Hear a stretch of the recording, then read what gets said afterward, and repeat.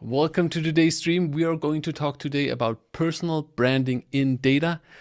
Because I'm not the super expert on this, I have invited an expert, Kate Strachnyi. She is the founder of DataCated. She wrote a book about color-wise, how to present stuff with nice colors, I would say. She's laughing in the background.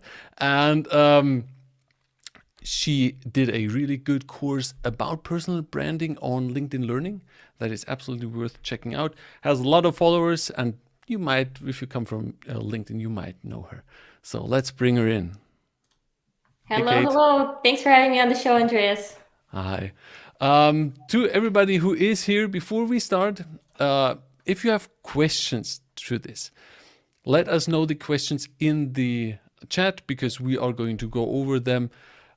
I think it's an interesting topic, and we should have a few good questions here. I already see a lot of people here. Ruhit here. Hi. Hello. Hi, me and Hi. the names. You know me. I'm terrible with names. Sometimes when in doubt, don't even try, right? True. Although I So still try, but yeah. yeah. So let's get into it. Kate, personal branding for everybody. What is actually personal branding?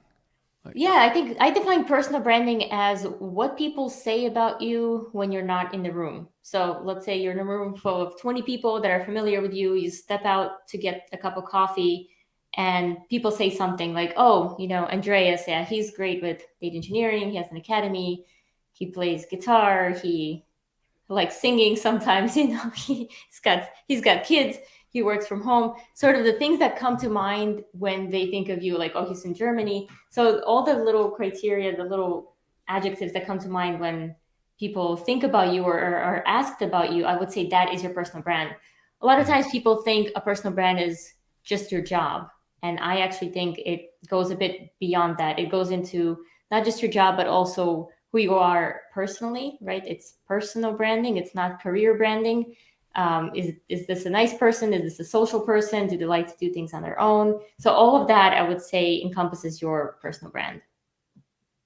But it also it also has career branding in it, right? Because Oh, absolutely, absolutely. And I think for the purposes of this conversation, I think the focus is going to be very much on building a personal brand for a career or for your business.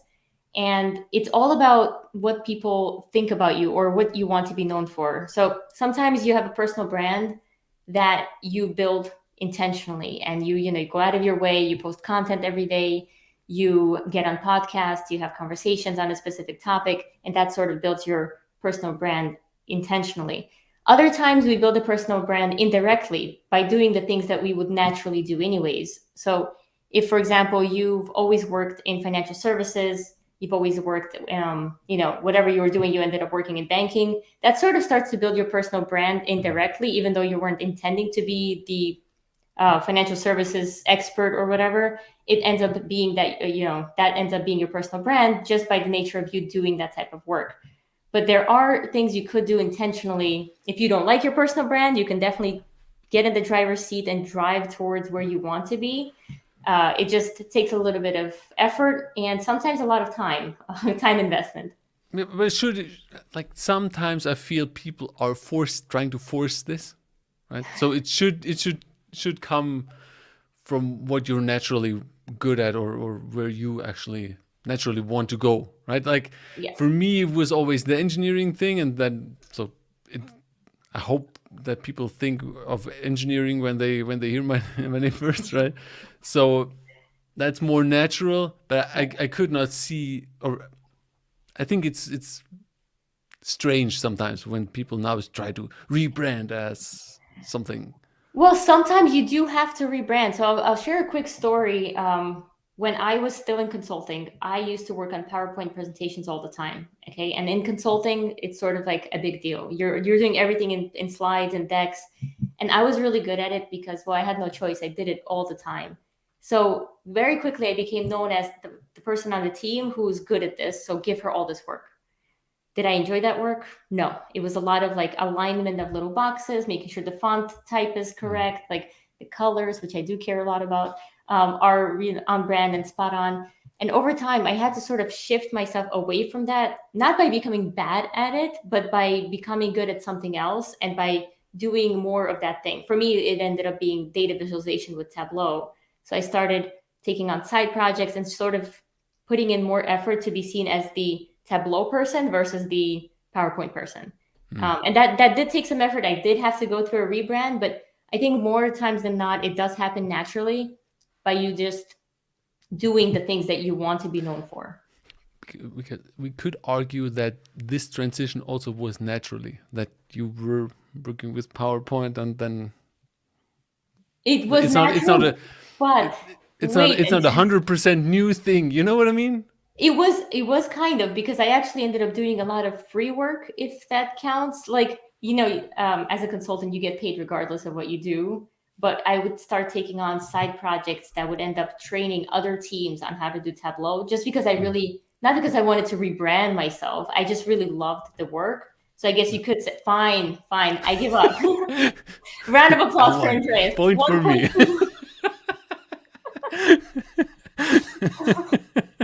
Not that we count points here, right?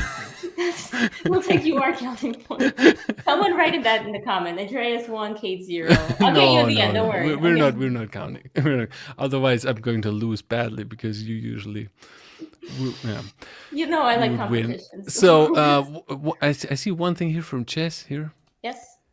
Nice LinkedIn instructor shirt. Yes, I got that for one of my courses. I already saw that. I didn't get one. You can just let them know. Well, mine was also in person. They gave me a little goodie bag. So. Yeah, cool. Yeah, I know. I'm just kidding. So that's so how do you think? Oh, let's first get into a question, and then from someone here, Sagar asked here, how to get started in branding. Hi, Sagar. Thanks for joining. I think how to get started is usually defining what you want your personal brand to be. And it doesn't have to be this elaborate paragraph of like, Sagar wants to be known as, blah, blah, blah. It could be very simple. Put your name on a piece of paper and put 5 things around that name, and that just basically encompass what you want to be known for, So I didn't catch your title there, but let's say you're a data scientist at a company in that industry. Yeah, it doesn't show unless you actually click on the profile. Yeah. But put some descriptors out there of what you actually want to be recognized for. Are you good with R or Python, or are you good with data visualization, right? Data engineering, perhaps. So throw all those things out there, and then that will sort of give you a ballpark starting point of what your personal brand is now. And then you can also add in some things of what you want to be known for. I would say that's the very beginning stage. Once you've nailed down that you want to be known for these 3 things, the next step is to actually start actively building that brand. I think the easiest way in this day and age is to put content out on those topics. So if your topic was data engineering and you want to be known as a data engineer, maybe a senior data engineer, start putting out 1 piece of content a day on LinkedIn, YouTube, Facebook, Twitter, wherever you think your audience lives, wherever you actually enjoy spending time. Start putting out content there on a daily basis. And like it or not, you will just start to create that personal brand. And it doesn't even matter what you're saying about that topic, meaning it doesn't have to be something profound that no one's said before. It has to be just seeing the world through your eyes. Like, oh, I just saw a news article about this new data engineering company, and here's my opinion. Like, that's already a piece of content. It doesn't have to be difficult. It could be a summary of a class you took, a book you read. Maybe you took a course in the Learn Data Engineering Academy and you wanted to provide feedback. That's another piece of content. So that's actually something that I always tell my students. Yeah. Every course that you do, you have the documentation, you have the source codes, you have it, you have the GitHub repo for this. Make this your own and post this and talk about this. Add your documentation to it, your thoughts, where you had problems. Like, there should be more people doing this, but that's also it's so simple these days to actually create content. You can even use ChatGPT to get ideas, right? Of types of content once you run out of ideas. I have the opposite problem. Only for ideas. Yeah. It's very obvious when your post starts with "Hello, data folks" or "Hello, data enthusiasts." we know where it's coming from, guys. We need That's true. original content. Let's go with that. Yeah, It will that's go true. much further if it's your original thoughts. Yeah, and also long term, right? It's not just like give up after a week or something. No, absolutely. I would say give it a full year of daily content before you can say it didn't work. It Mm. will start working way before that year is up. And obviously, you're not just throwing out content and then closing your laptop and running away. You have to engage on comments that come in. Engaging on other people's content on the similar topics is also very helpful, especially if you feel like maybe you're not ready to come out there with your original piece of content. I know that does scare some people, although I'll tell you, and I'm sure Andreas will agree, it's not that scary. People are generally very nice. Um, Most people are generally very nice. But if you're It's, not ready to get started with that, you could start just engaging with other people's content on that topic. yeah, but also like I have this very often with students and also with somebody who created something for me. Like, Okay. just post it. Nobody gives a shit. Like if it's bad, I'm telling you, if my it's if first it's that if it's that bad, then delete it after a week. Nobody cares.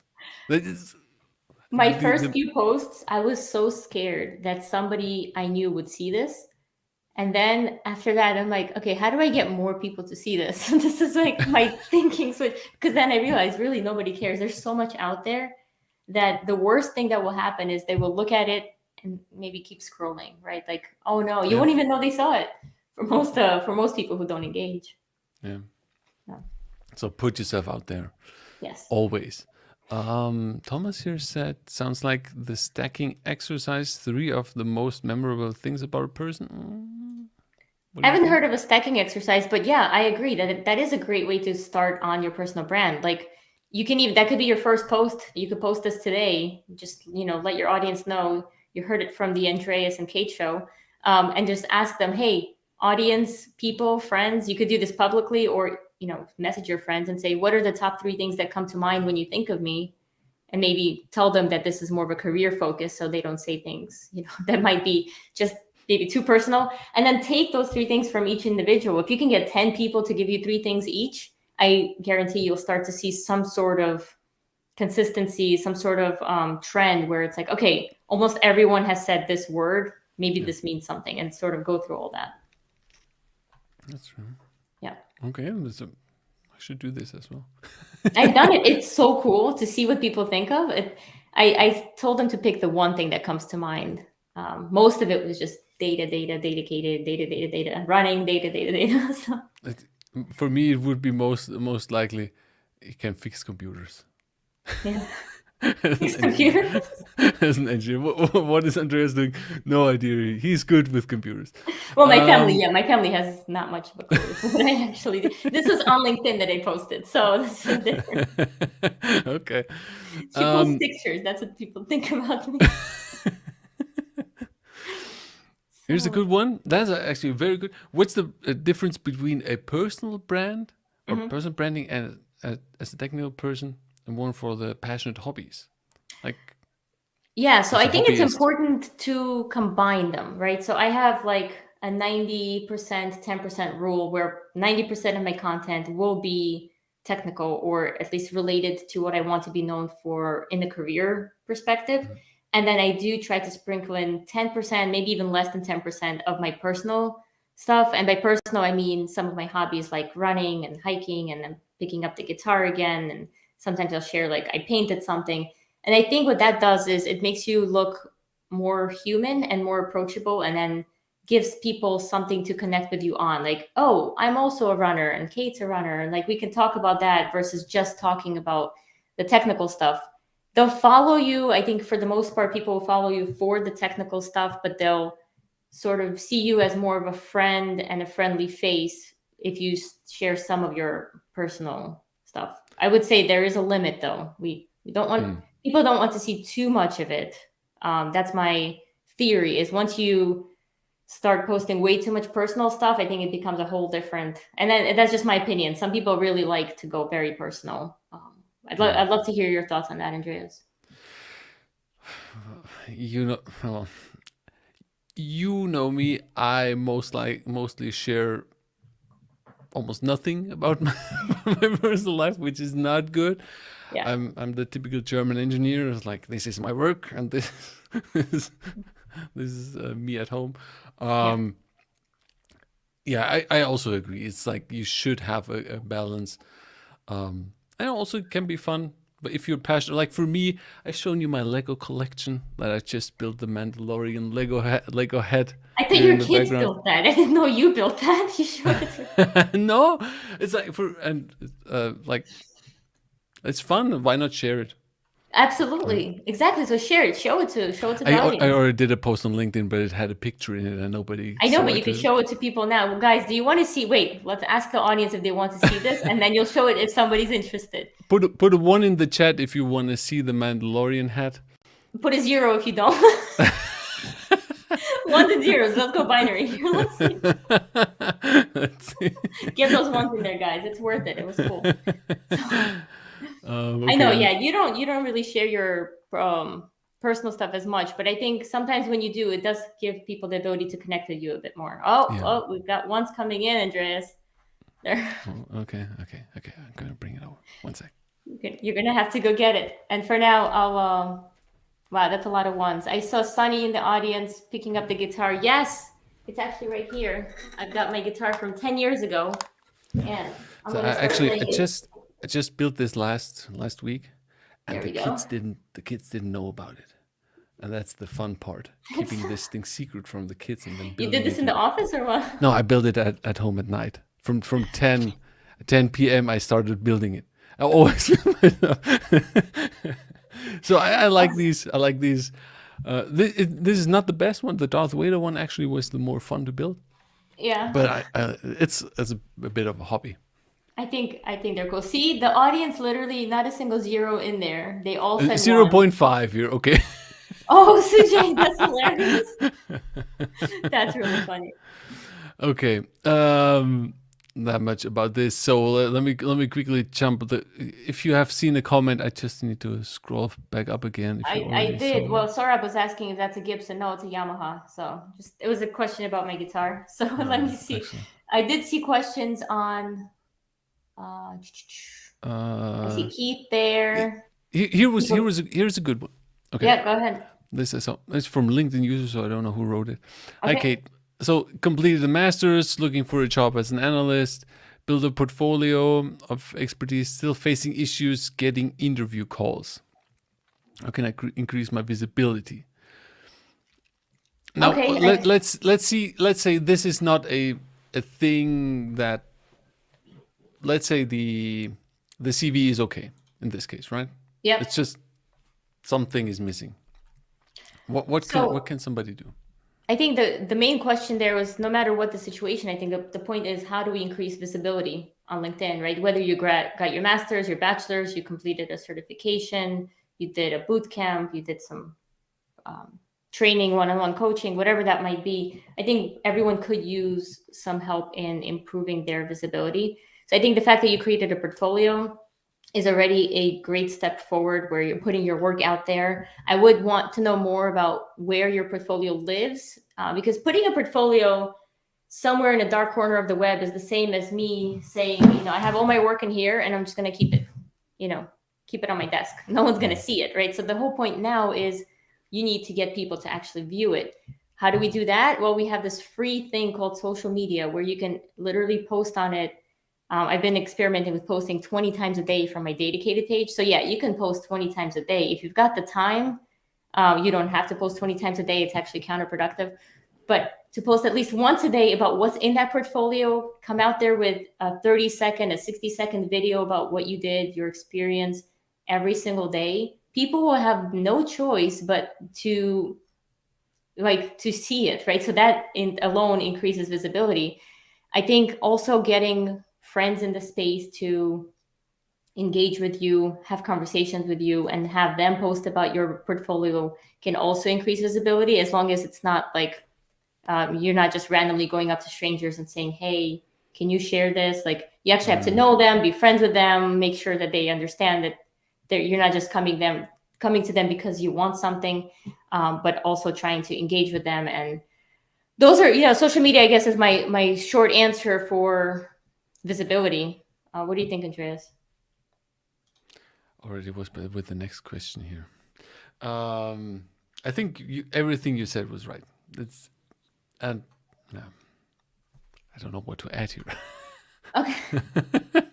Yeah, and I would say one last thing is were continue to increase on that portfolio, right? Just because it's done doesn't mean you can't continue to do projects and have that will also give you fresh content as you're working on projects, as you're picking them. Be very public about it. Like, hey, I'm looking for a project. Any tips? Your audience would actually help you. I was surprised the first time I got any support from strangers on the internet, but it was beautiful and it sort of just kept me coming back. Yeah. While I was saying I was at the next question that because I saw one that fits very well to what you just said, and Okay. that's here. What kind of post would you suggest to write on LinkedIn, or like let's treat this for just anywhere, Okay. right? What type of posts would you post? Frequency you already said you could post 20 times, but that's not really. Let's just keep it to one or twice or two. But like. Yeah, I think once a day is more than enough for the frequency, so we can cover off on that. I think that's more for a LinkedIn and YouTube response. I think on Twitter, you could probably do 20 times a day and it'll be perfectly fine. So it depends where you want to engage. But this person clearly asked about LinkedIn, so once a day. In terms of the type of content, the beauty of LinkedIn is there are so many types of content you could share. So I do cover this in the course, which I think you can watch it for free on LinkedIn Learning. We've got the link in the description. But there are image posts, native video posts, live stream like Andreas and I are doing right now.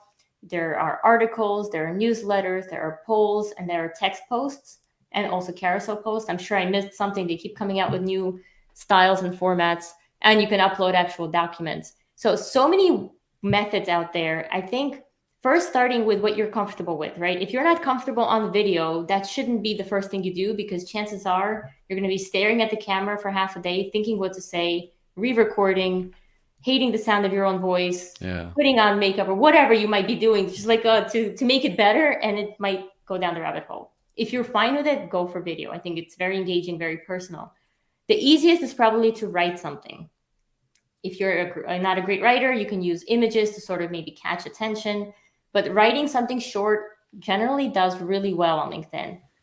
I think in terms of views, the thing I've seen work the best, and actually the past few years, has been polls. Ever since LinkedIn polls came out, they've been killing it in terms of getting eyeballs. That's true. They might not get the most engagement or interaction, but if I had a written text post that I posted today and the poll that I posted today, one will get maybe 2,000 views, while the other one will get 30,000 views.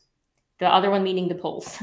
I don't know why, Andreas. I know you see this as well. I think most people see that. They just push out polls like crazy. That doesn't mean you should do polls every single day. I think use it sparingly, but that's, for me, I do basically daily usually, and or twice daily. But I see exactly this. I personally I don't like this because how LinkedIn is, because yesterday I posted about our live stream today. I think 1,600 people saw this. And but Andreas, some people would kill for that. Some people don't have 1,000 views, right? Yes, but that's 1% of the followers, and I think that should not. That's not. I get it. But that was more. Let's drill a bit down on this. That was more like how to and the medium. Yeah. But right, which topics do you generally think are best to attack in the beginning? Like what would you write?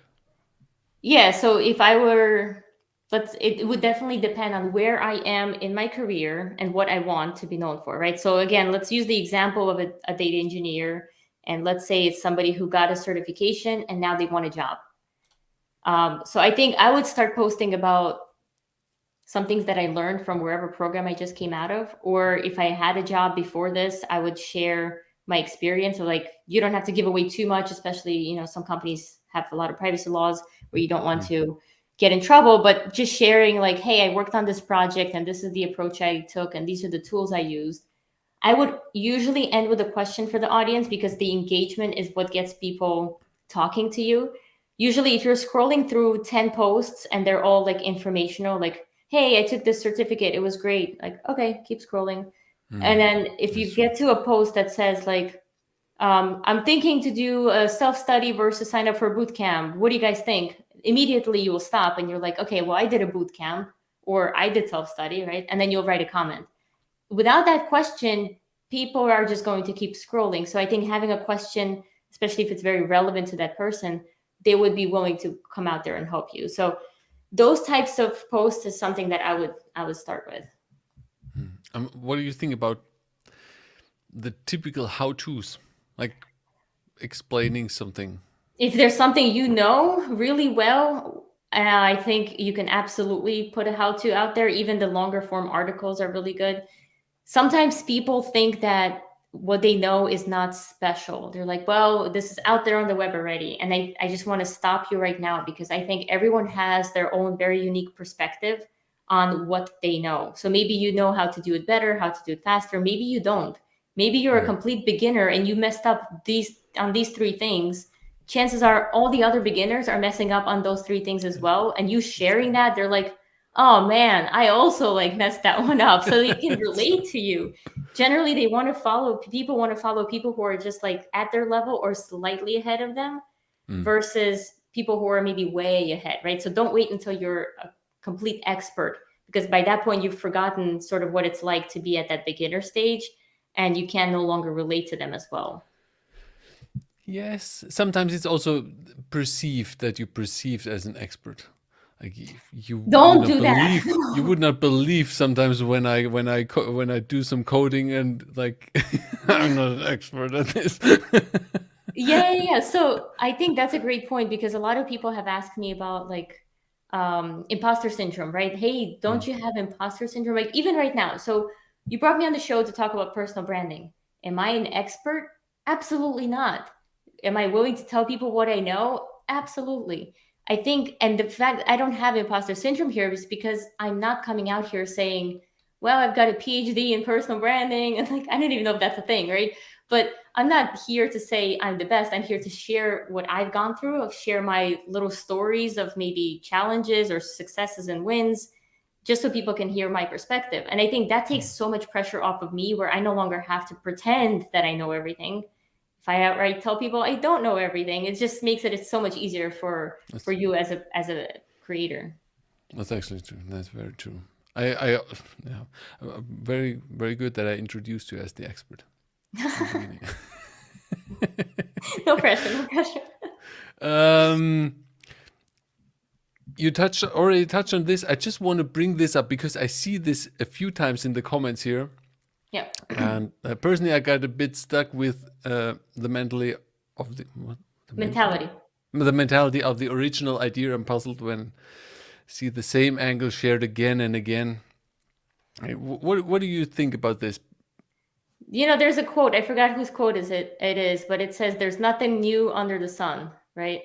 I think it's a book I read about copying people. So there is nothing new under the sun, right? There's originality is very hard to come by because everything has already been said, and I think it goes back to my point of you have a unique perspective and you're looking at things through a different light, right? You might be from a different country, you might be a different age, at a different stage in your career, different gender, ethnicity, whatever that might be. It's giving you a very different, or how you were raised, right? All these components give you a very unique perspective on whatever it is that you're talking about.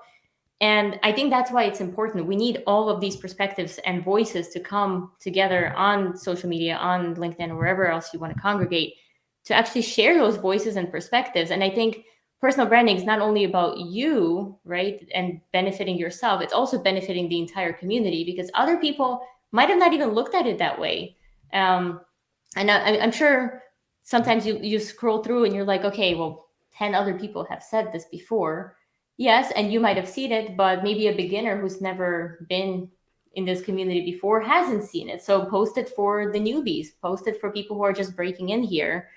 I think there's no harm in repeating things as long as you are making it your own. So I wouldn't say, don't copy paste anything from anybody, but if there's a general idea that you agree with, I see nothing wrong with you saying that you also agree with this idea, just sharing that message. Very true. Yeah, it's there's always going to be beginners, and That's just like for me in engineering, right?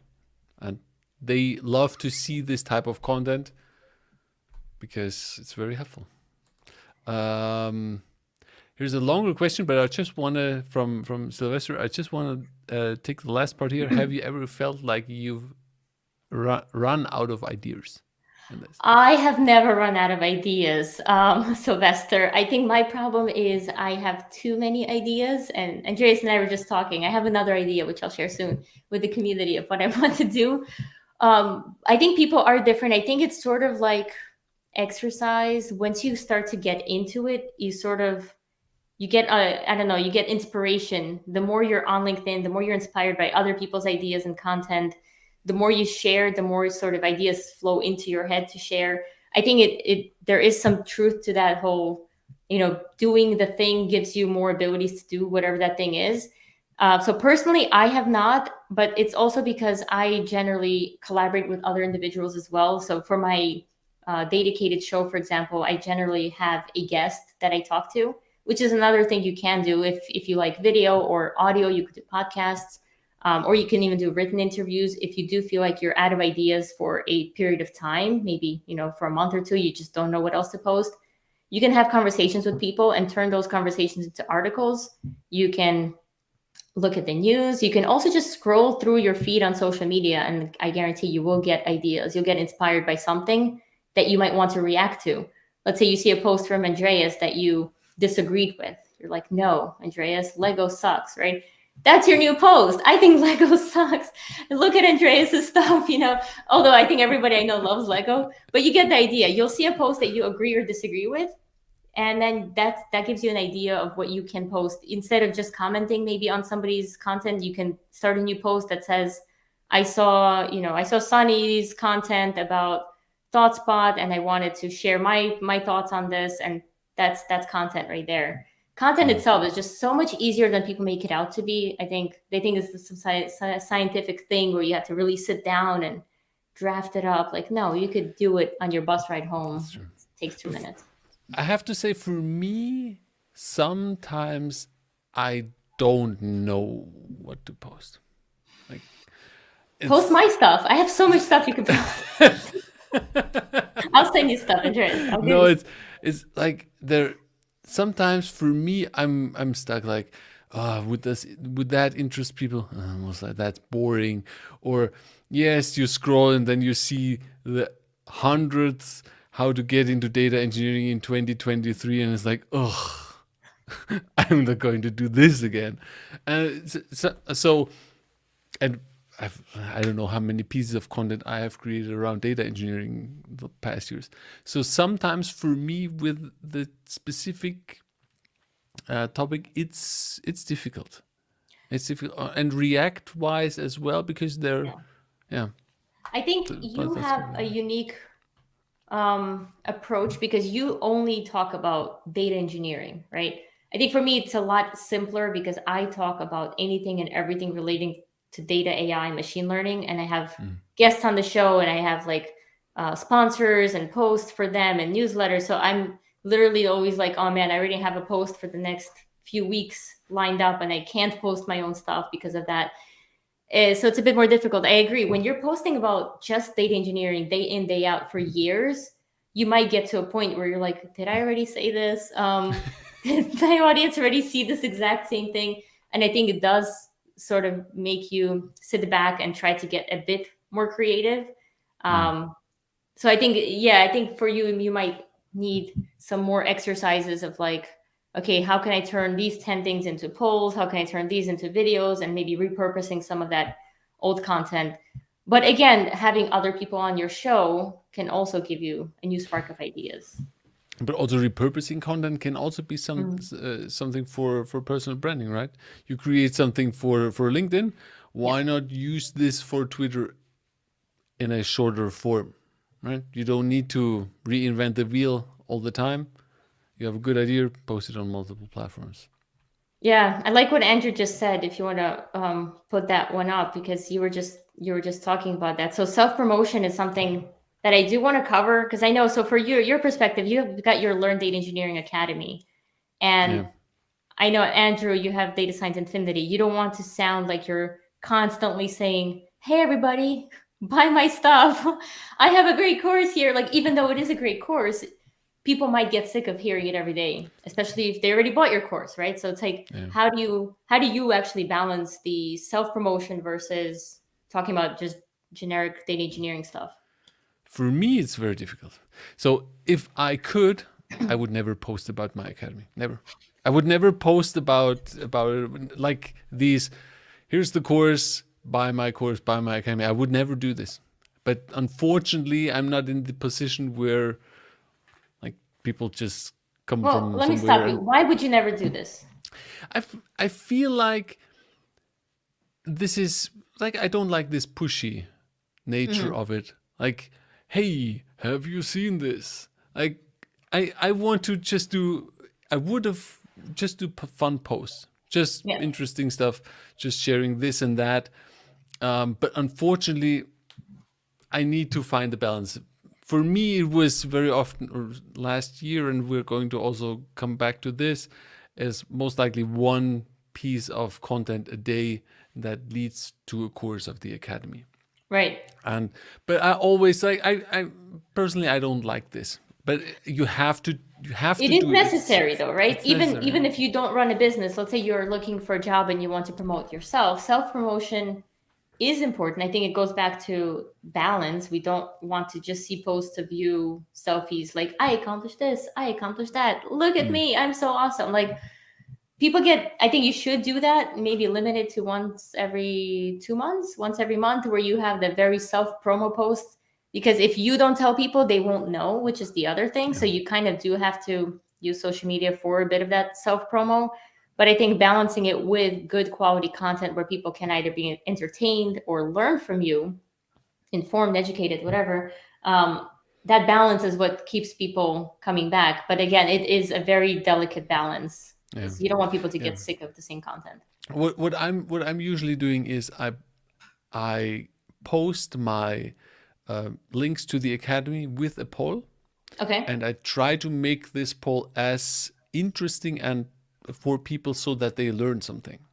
Like if I post just a stupid example, like if it's something about Apache Spark, then the first thing that comes to my mind, of course, I can't do the same one all the time, but it's like what's more used, Spark or Flink, right? Yeah, Spark or Flink. There's a lot always this conversation about around it, and then people can actually click and they can see, okay, this is more used, and so on and so on. So that's how I try to actually balance it out to, yeah. I have an idea. This is definitely not something we planned, but you can let me know if you don't want this. Maybe the audience can help us decide. Should we look at our past 7 days top 3 performing posts just to show people an idea of like what does well for our audience? If you want to, like, do you guys want to see some behind the scenes? Because I really don't mind. We could put do a past one 30 put a days. one in the chat, a one in the chat if you want to see this, and a 2 if you don't want to see this. Hey, what happened Let's to go. 0? We're binary. What are you doing? Okay, then we do 0. So 2, that means you really want to see it. 10 means so no, I think 1 we if could you take want to turns, see right? this, and 0 if you're not. Just to show and maybe talk very briefly about the top Bring it up. the top 3 things. Maybe you want to do past 7 days or past 30 days. Let me first look at it for myself. Wait, sorry, what'd you say? Let me first look at it in the background. You're going to decide based on your. So we're going to go look at, let's say, past 28 days by impressions. Okay, let's Oh, see. we've got a lot of ones and some yeses. I think people want to see behind the scenes because we create content all the time. So 28 days? Past 28 days, top 3 performance. Yeah. Okay. So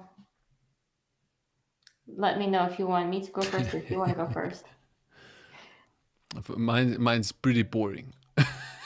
I didn't know what to expect with mine, so it's interesting to see. Let me bring it up. Okay, you go first. I need to clean up my window first. You gotta clean stuff up. Share the screen.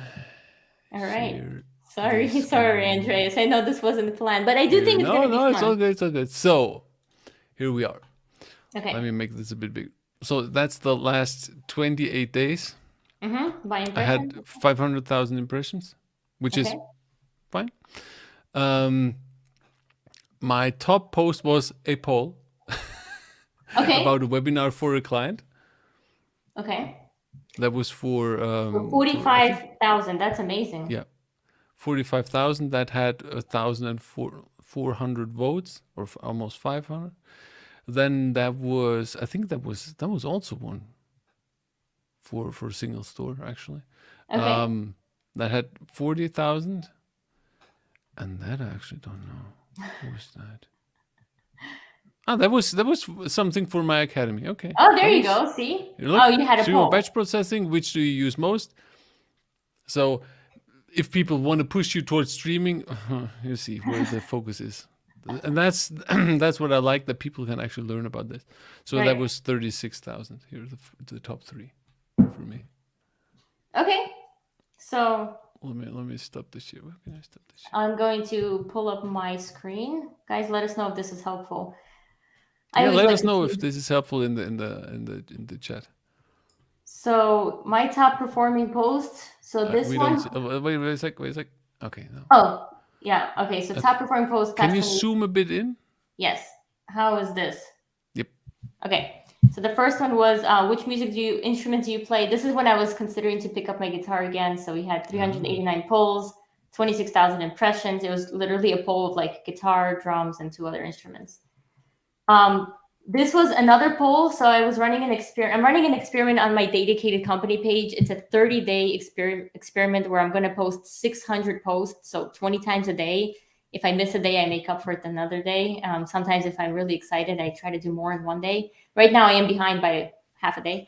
But anyways, just to see what happens. And I was asking, I'll open this one last. I'll show you the results here. I was asking people what they thought this experiment is doing to the impressions. And it was just some percentages. Like, do you think it increased by 300%, 1,000%?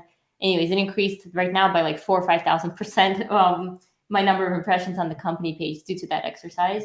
And then the last post that did really well, really surprising, was my child took this picture of me holding a guitar. I only posted it for self-motivation of like, I want to learn guitar again.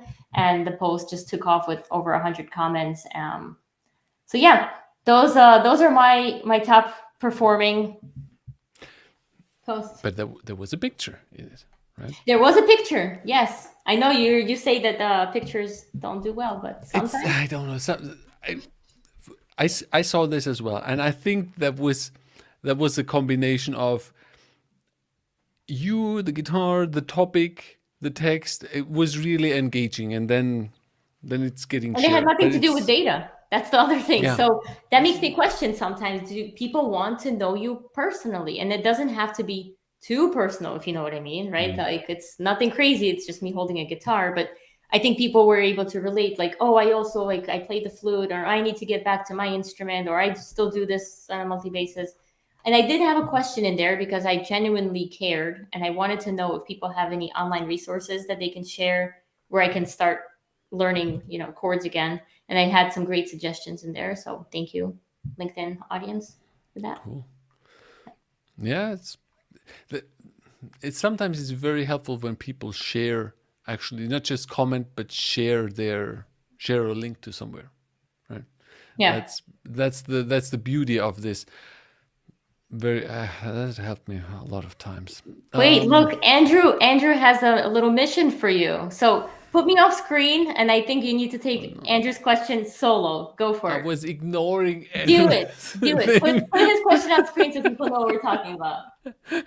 I can't because I'm not the host. I want control, damn it. Put it on screen. No, I don't want to need to make this hear. about my own. So the Andrew's thing was, can we just make Andreas go against his instincts and talk for 60 seconds only about his program? Why his I'm program going to is time awesome. you. Hold on. Wait. Oh man, I can talk about this for hours. Ready? But wait a sec. Put me off camera and go. Okay, let's go. So my data engineering academy is awesome because there's actually everything there that you need to learn data engineering. all the important tools with hands-on, with a community that we have over Discord, where if you have questions around this, you can ask me questions. There is a growing catalog. We're bringing new stuff all the time into the academy. For instance, right now I'm working on a GCP for data engineers course. We have everything. We have something on every platform. Then with AWS, with Azure, with GCP, we have something on Snowflake, on Databricks, and so on. And so basically it's a large growing program that we have with source codes and helper for how to, like an individual course for how to become a data engineer and have a successful job application, certification. And always with the help of, okay, I'm stuck, write this here, and then either me or somebody else is coming and is helping you with this. I don't know. Was that a minute? Look at you. We're so proud of you. You let me go over the minute. Well, I couldn't stop you. You're the host. No, I was looking at you in the below, but you didn't. I was catching up on my signal text. me. Stop it. Yeah, that was very uncomfortable, but yeah. I think you have to do it though, because again, if you created this academy to help people, right? You have knowledge, you want to spread this knowledge. So I think you need to, and everyone else, you have to stop thinking of this as self-promotion, as more, think of it more as you're spreading the message about how you can help somebody. So even if you're promoting your academy, your courses, your coaching program, whatever you're promoting, or if you're just trying to get a job, don't think of it, I'm just talking about myself, I'm promoting myself, trying to make money. No, you're allowing other people to have that opportunity to either say yes or no to either you as a candidate or you as somebody they want to go to for coaching or training or education. So you're just spreading the word to give them an opportunity to decide if that's something they want to do. If they don't know about it, they don't even know it exists, they might end up in some other crappy academy. You don't want that. That's true. I don't want that. Yeah. Yeah, but it's also like I think for you that counts as well, right? For the media work, you do a lot of media work with companies, and you're sharing a lot of stuff from companies that they do, but it's something that helps people, right? We like, I'm also doing this stuff. We select stuff that we do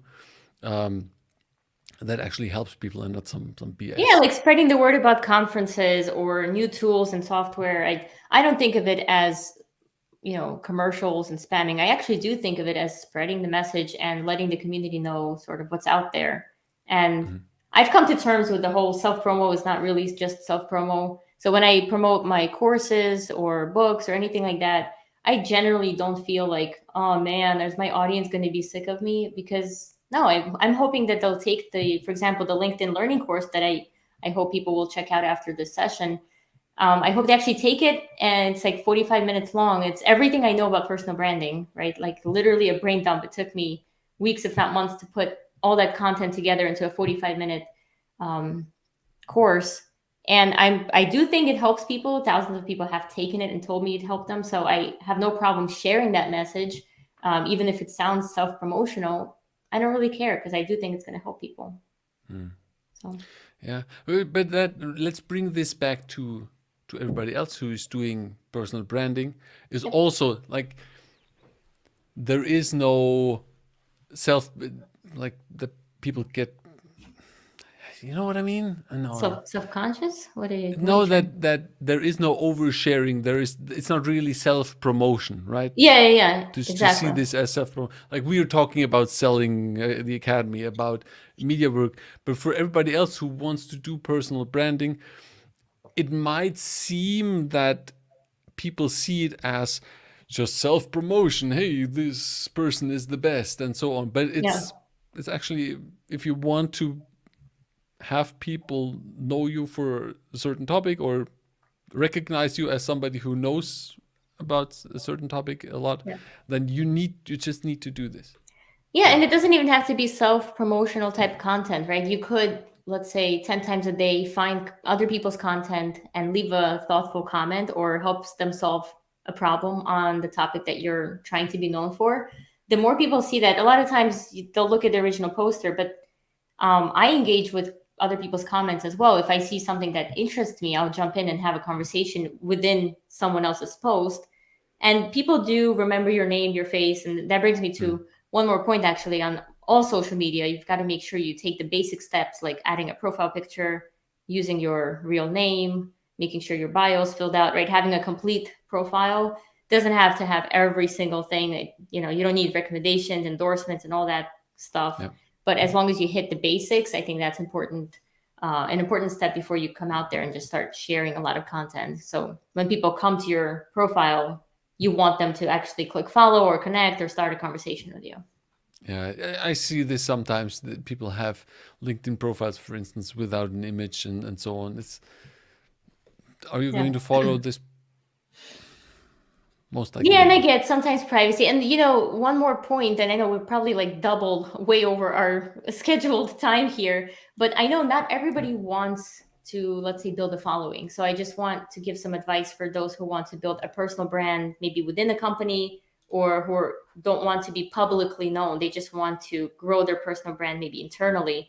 I think that's also very important. And you could do that within your organization. You could do that by hosting like lunch and learn or something on a specific topic.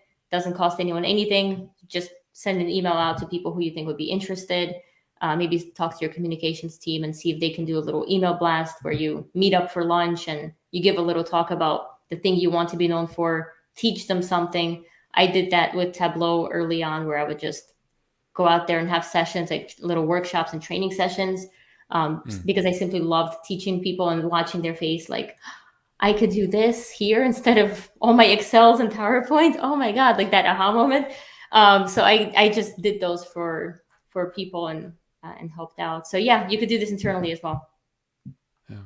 Yeah. Sometimes it's absolutely not. Sometimes it is fun to see that people say, like, "Oh, it's actually that easy." Yeah. I thought this would Exactly. be way more complicated. Okay, as you mentioned, we are already over the time. We said, "Oh, let's have a 30-minute chat," and then I think we got into talking and sharing our stuff on LinkedIn, the impressions and so on. So we went a bit over. Yeah, everybody, I don't have the link to Kate's course in my YouTube video. I'm going to post this afterwards. Look for it on LinkedIn. You can also just go to. Do you have it in your profile? I guess so, right? It's not on my profile, but if you go to LinkedIn Learning and just look for my name, you will find I have 2 courses. I have a third one coming out in October, but there's only one on personal branding. So if you just look for even just my last name, I'm pretty sure I'm the only LinkedIn Learning instructor with the last name for now. You'll find the course. It's, like I said, 45 minutes, really down to the point. And LinkedIn Learning does a great job at making the courses look good. They just need to go to your profile and then scroll down here. Oh, you know my profile better than me. So. I knew you had it on your profile. So yeah, and then check it out. I think it's very helpful. And if you, let me remove this. And if you think, or if you found this now interesting and you want to get more into the doing and into the details, check that out. Yes. And then thanks, Kate. Thanks, Andreas. This was fun. Thanks for doing this. And thanks everybody for joining. Lots of great questions. I know we didn't have time to get to them all. Yeah, it's unfortunately. Time flies. Yeah, time flies. And if you have something, maybe DM us or answer to a post of us on social media. Yep, and absolutely. Thanks, everybody. Thanks, Kate. See you next time. Thanks. Bye.